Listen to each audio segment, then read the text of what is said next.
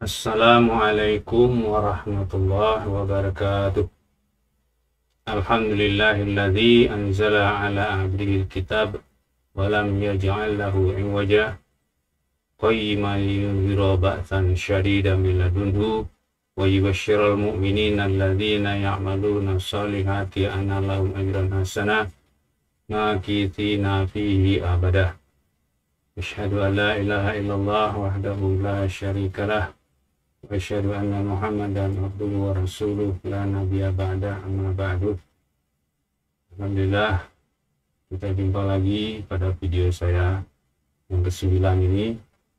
Kali ini saya membahas tentang unsur-unsur manusia yang selama ini kita tahu ada dua, jasad dan ruh. Tapi kali ini saya akan menjelaskan bahwa unsurnya itu 3, bukan 2. Kita perlu berlama-lama lagi, langsung kita mulai saja.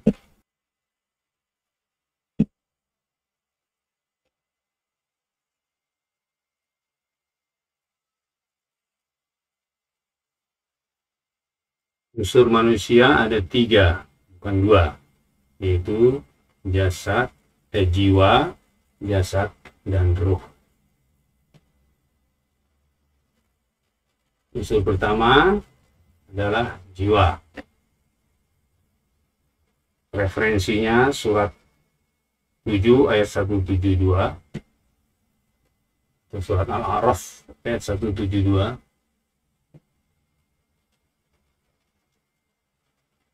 A'udzu billahi minasyaitonir rajim. Wa iz akhadha rabbuka min bani adama min zuhurihim dzurriyyatahum wa ashhadahum ala anfusihim alastu bi rabbikum qalu bala syahidna an taqulu yaumal qiyamati inna kunna an hadza ghafilin, yang artinya, dan ketika rohmu telah mengeluarkan dari sulbi atau tulang belakang anak Adam, yaitu manusia, keturunan mereka, dan dia mengambil kesaksian pada jiwa-jiwa atau anfus mereka, bukankah aku ini Rabbmu? Mereka, jiwa-jiwa anfus tersebut, menjawab, betul, kami menjadi saksi, agar di hari kiamat kamu tidak mengatakan ketika itu kami lengah tentang hal ini. Ini kata telah, itu saya kasih tebal, kata dasarnya akhadha itu fi'il madhi, artinya telah terjadi, ya, telah berlangsung, bukan akan atau sedang. Kemudian yang kedua kata anfus, itu saya kasih tanda merah itu jamak dari nafsun itu jiwa, anfus itu adalah jiwa-jiwa. Kemudian bukankah aku ini Rabbmu, ya, alastu bi rabbikum, saya tebalkan juga agar kita tahu bahwa kesaksian ini adalah Rabb. Baik, kita lanjutkan. Menurut informasi dalam ayat ini, jiwa telah ada ketika sel sperma pada laki-laki yang telah ditetapkan Allah akan jadi manusia. Jadi kalau di dalam tulang sulbi ada sel sperma, nah, semua sel sperma yang bakal jadi manusia itu ada jiwa di dalam. Kalau yang tidak bakal jadi manusia, nggak ada. Nah, kesaksian bahwa Allah adalah Rabb, bukan ilah. Kalau ilah itu dalam kalimat syahadat, asyhadu an la ilaha illallah. Nah, kesaksian bahwa Allah adalah Rabb itu dilakukan oleh jiwa, bukan ruh. Bahasa Arabnya anfus, jamak dari nafsun, bukan ruh. Ruh itu juga bahasa Arab. Yang ketiga, kesaksian bahwa Allah adalah Rabb dilakukan ketika sperma keluar dari tulang sulbi laki-laki sebelum masuk ke dalam rahim perempuan, bukan ketika di alam arwah. Jadi ketika terjadi hubungan antara laki-laki dan perempuan, ketika akan orgasme, itu sel sperma itu keluar dari tulang sulbi, diminta kesaksian. Itu masih di dalam badannya laki-laki, belum masuk ke dalam rahim perempuan. Jadi kalau ada yang mengatakan di alam arwah, saya belum ketemu dalilnya itu. Kesaksian dia lakukan oleh setiap anak Adam ketika keluar dari tulang sulbi, bukan sekaligus beramai-ramai. Jadi setiap sel itu keluar dari tulang sulbi diminta kesaksian, keluar lagi diminta kesaksian. Jadi tidak sekaligus ramai-ramai di alam arwah. Pemahaman banyak orang kan, kita semua bersaksi di alam arwah dulu. Saya sampai hari ini tidak jumpa dalilnya itu. Tapi ayat Quran ini jelas mengatakan kesaksian itu ketika keluar dari tulang sulbi. Jadi personal gitu, nggak beramai-ramai. Ada yang membantah, dia mengatakan, tapi kan Allah mengatakan mereka. Lalu saya kasih contoh. Kalau saya mengatakan mereka yang keluar dari pintu itu adalah orang-orang yang sudah selesai interview. Kan keluarnya nggak sekali beramai, satu-satu. Tapi dikatakan mereka yang keluar dari pintu itu sudah banyak orangnya. Gitu. Demikian juga ini. Kenapa dikatakan mereka? Karena yang keluar dari tulang sulbi laki-laki itu sudah banyak, bukan hanya satu. Nah ini pemahaman saya bahwa kesaksian itu bukan di alam arwah. Kesaksian itu bukan dilakukan oleh ruh. Dan kesaksian itu bukan tentang ilah, tetapi tentang roh. Nah, terakhir, kesaksian diambil agar tidak ada alasan bagi manusia untuk mengatakan ketika itu kami lengah tentang hal ini. Nah, karena jiwa itu semua sudah menjadi saksi bahwa Allah adalah roh, maka pada dasarnya tidak ada orang yang tidak percaya kepada roh, bahwa Allah atau Tuhan itu ada, nggak ada.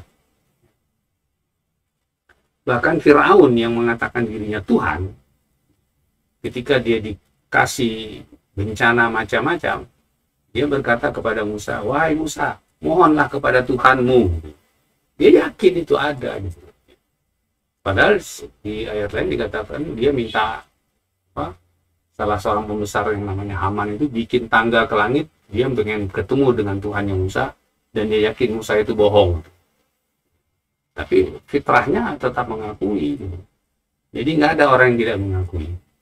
Makanya di video saya yang kedua, kalau nggak salah, itu orang-orang ateis pun mengakui adanya subjek itu. Cuma mereka nggak nyebutnya Tuhan, tapi nyebutnya supernatural. Kenapa? Karena roh itu sudah disaksikan oleh mereka oleh kita ini ketika masih di alam, ketika masih di dalam sperma ya, gitu. Jika baru keluar dari tulang sulbi laki-laki. Oke. Unsur yang kedua adalah jasad. Ini diceritakan atau informasikan Allah di dalam surat Al-Mu'minun ayat 12 sampai 14. A'udzu billahi minasyaitonir rajim. Wa laqad khalaqnal insana min salsalin min tin. Tsumma ja'alnahu nutfatan fi qararin makin. Tsumma khalaqnal nutfatan 'alaqatan. Fa khalaqnal 'alaqata mudghatan. Fa khalaqnal mudghata 'idhaman. Fa kashawnal 'idhama lahman. Tsumma ansha'nahu khalqan akhar. Fatabarakallahu ahsanul khaliqin. Artinya, dan sungguh aku telah menciptakan manusia dari saripati tanah. Kemudian aku menjadikannya air mani dalam tempat yang kokoh. Kemudian air mani itu aku jadikan sesuatu yang melekat. Lalu sesuatu yang melekat itu aku jadikan segumpal daging. Lalu segumpal daging itu aku jadikan tulang belulang. Lalu tulang belulang itu aku bungkus dengan daging. Lalu aku menjadikannya makhluk yang lain. Maha suci Allah sebaik-baik pencipta. Prosesnya begini ya, sperma, darah atau sperma melekat, lalu segumpal daging menjadi tulang belulang membungkus daging, lalu menjadi makhluk yang lain. Jadi 6 tahap ya. Jadi kalau sperma nggak dihitung K berarti 5 ya. Informasi dalam ayat 13, kalau ayat 12-nya kan ini mengatakan dari saripati tanah. Saripati dari tanah yang telah menjadi air mani atau sperma disimpan di tempat yang kokoh. Dalam beberapa terjemahan, tempat yang kokoh ini dikatakan rahim. Saya memahami bahwa tempat yang kokoh adalah tulang sulbi laki-laki. Karena rahim adalah tempat pemrosesan, bukan tempat penyimpanan. Sepanjang yang saya tahu, tidak ada sperma yang disimpan di rahim. Semua sperma itu disimpan di tulang sulbi laki-laki. Karena yang punya sperma itu laki-laki. Perempuan itu punyanya sel telur. Makanya saya juga heran itu. Kenapa terjemahan itu di tempat yang kokoh lalu dalam kurung rahim gitu loh. Pasti mereka tahu bahwa rahim itu tempat pemrosesan. Informasi dalam ayat 14, proses pembentukan jasad dimulai dari terbentuknya segumpal darah setelah terjadi pembuahan. Kemudian sesuatu yang melekat. Bukan, segumpal darah itu sesuatu yang melekat, ya. Melekatan. Berupa darah tapi melekat, ya. Ini rahim. Setelah terjadi penyatuan antara sel sperma dan sel telur. Terjadi penyatuan lalu berproses menjadi segumpal darah. Sampai dengan sempurna menjadi bentuk jasad manusia. Setelah sempurna baru berubah menjadi makhluk yang lain. Sempurna dulu ada tangan, kaki, mata, telinga, segala macam. Makhluk yang lain yang dimaksud adalah manusia setelah ditiupkan roh. Jadi pertama jiwa, kemudian terjadi proses pembentukan jasad, ini unsur yang keduanya. Unsur ketiga adalah roh. Roh. Surat 38 ayat 72. Ini cerita tentang penciptaan Adam. Tapi nanti ada hadis Sahih Bukhari bahwa semua manusia itu ruhnya ditiupkan. Ya. A'udzubillahi minasyaitonirrajim.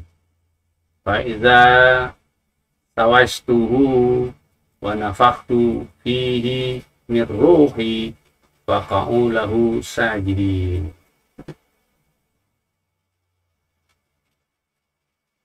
Kemudian apabila telah aku sempurnakan kejadiannya dan aku tiupkan padanya dari ruhku, maka tunduklah kamu kepadanya dengan bersujud. Tiupkan itu saya kasih tebal karena prosesnya adalah tiup, ya, bukan dimasukkan tapi ditiupkan. Jadi bukan diambil dari satu tempat lalu diberikan, tidak, ditiupkan. Ya, pemahaman saya tiup itu ya dari dalam yang niupkan gitu ya. Nah, kemudian rohku. Ada terjemahan roh dalam kurung ciptaanku. Saya tidak melihat ada kata ciptaan di situ, langsung katanya ruhi. Itu menunjukkan milik, ruhku. Jadi ruhnya ruh Allah yang ditiupkan. Bagaimana caranya? Wallahu a'lam. Kemudian hadis di Sahih Bukhari ayat 2969, hadis yang ke-2969 ini. Di kitab hadis yang saya punya ini.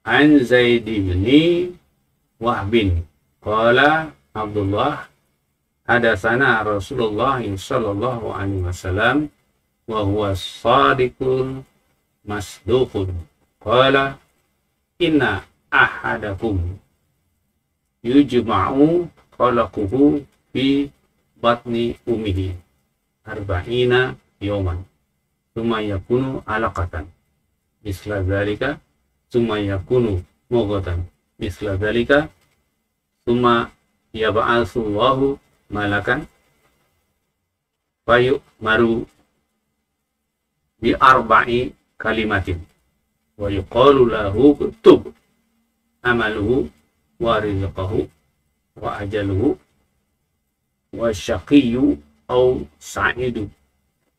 Tsumma yunfahu fihi ruh. Artinya, dari Zaid bin Wahab berkata, Abdullah telah bercerita kepada kami Rasulullah Sallallahu Alaihi Wasallam, dia adalah orang yang jujur lagi dibenarkan, bersabda, sesungguhnya setiap orang dari kalian dikumpulkan dalam penciptaannya ketika berada di dalam perut ibunya selama 40 hari. Kemudian menjadi alaqah atau mudghah selama itu pula. Kemudian menjadi mudghah selama itu pula. Jadi 120 hari ya. Kemudian Allah mengirim malaikat yang diperintahkan 4 ketetapan. Dan dikatakan kepadanya, tulislah amalnya, rezekinya, ajalnya, dan sengsara dan bahagianya. Lalu ditiupkan ruh kepadanya. Jadi ruh itu ditiupkan.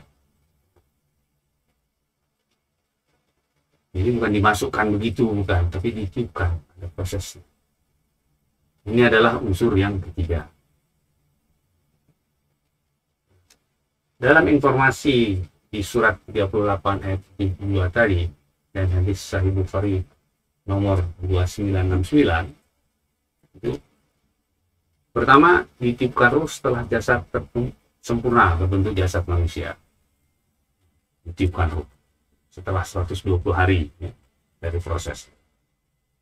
Kemudian informasi dalam surat 38 ayat 172, ruh yang ditiupkan adalah ruh Allah.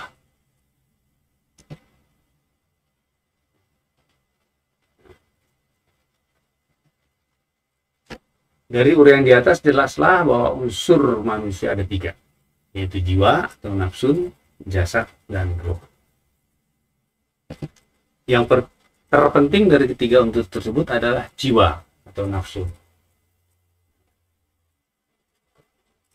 Karena jasad manusia dari tanah dan ruh manusia adalah ruh Allah, maka derajat manusia berada antara tanah, asfala safilin, dan kekasih Allah. Bukan kalau di surah Atin kan, inna khalaqna min ahsani taqwim sumarna asfala safilin. Manusia itu diciptakan sebagai penciptaan, kemudian didudukan derajatnya di asfala safilin. Itu secara bercanda saya mengatakan di bawah aspal gitu. Artinya rendah sekali tanah. Kalau tingginya sampai menjadi kekasih Allah, melebihi malaikat. Karena kalau kekasih itu kan sudah dekat, sudah boleh ngambek, sudah boleh marah segala. Nah, apa yang bergerak, katakanlah bergerak derajatnya itu ya antara tanah dan kekasih Allah itu adalah jiwa. Jiwa. Makanya ada panggilan, ya ayat Tuhan nafsul mutmainnah. Wahai jiwa yang mutmainnah. Nanti kita jelaskan lebih lanjut. Dalam video saya yang akan datang, insya Allah akan saya uraikan tentang jiwa ini lebih rinci.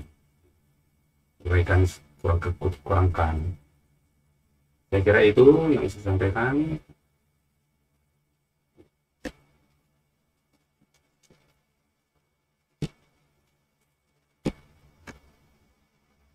Semoga saja bermanfaat bagi kita semua. Jadi jelas dari dalil-dalil yang saya kemukakan itu, unsur manusia itu ada 3. Jiwa, jasad, ruh. Dan yang diambil kesaksian itu adalah jiwa. Ketika keluar dari tulang sulbi, bukan di alam arwah. Kalau ada yang mengatakan dalam arwah, saya mohon disertakan dengan dalilnya. Jangan hanya pendapat. Saya kira sekian saja yang bisa saya sampaikan. Semoga bermanfaat. Kalau Anda ingin mengikuti terus video dari saya, silakan di subscribe bagi yang belum. Kalau Anda menyukainya, silakan di like. Dan kalau Anda menganggap ini perlu untuk disebarluaskan, silakan di share. Jadi itu saja. Saya tutup dengan doa kafaratul majelis.